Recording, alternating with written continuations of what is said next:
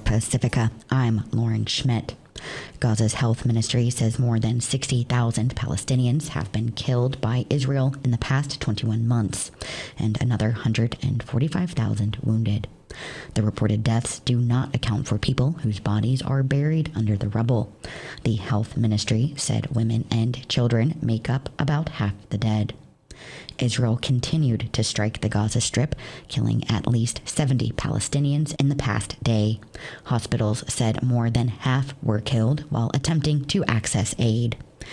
The World Health Organization says more than 60 people have died this month alone from malnutrition, including 24 children under the age of 5.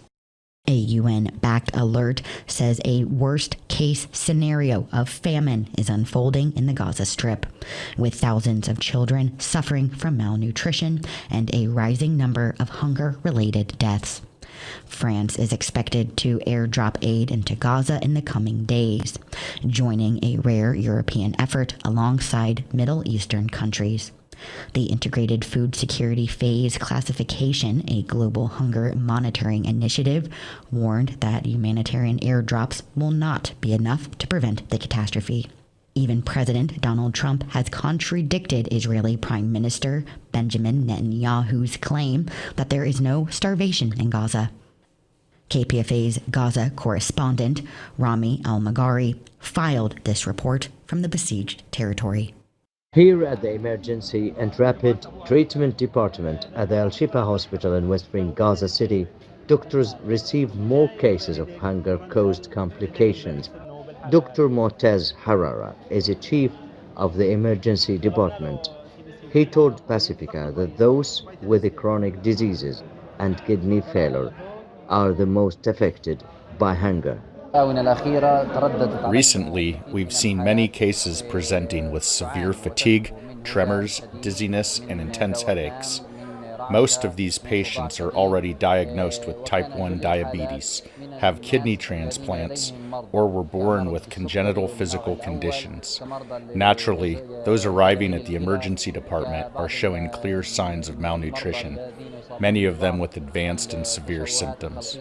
At Motez's department, staff doctors have to place patients on chairs instead of beds due to the large numbers of cases they receive daily. For Pacifica Radio, KPFA, I am Rami Al-Maghari in Gaza. A man stalked through a Manhattan office tower, firing a semi-automatic M4 rifle, killing 4 people, including a New York City police officer, and wounding a 5th before taking his own life. Police Commissioner Jessica Tisch. The building's security camera footage shows the shooter enter the lobby, turn right, and immediately open fire on an NYPD officer. He then shoots a woman who took cover behind a pillar and proceeds through the lobby, spraying it with gunfire. He makes his way to the elevator bank, where he shoots a security guard who was taking cover behind the security desk. One additional male is shot in the lobby.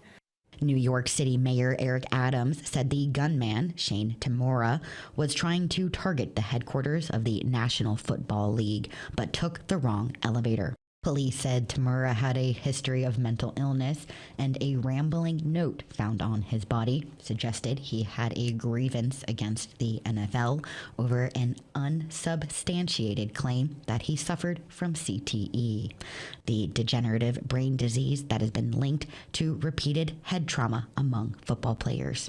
He had played football while in high school.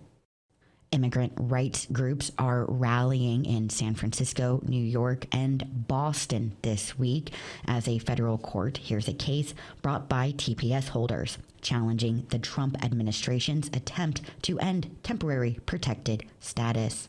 Advocates warn the case could impact over 60,000 longtime residents from Honduras, Nepal, and Nicaragua, many with U.S. citizen children. Rosa Carranza, a TPS holder from El Salvador and retired preschool teacher, says the effort to revoke protections is traumatizing. How do we live a normal life? I am terrorized getting out of my house, getting on the street, not knowing at what time and which moment I'm going to be stopped for one of those unmarked cars, which is nothing different from my country in the 1980s when these people kidnap people. People disappear. Without court action, TPS holders could begin losing status by August 5th.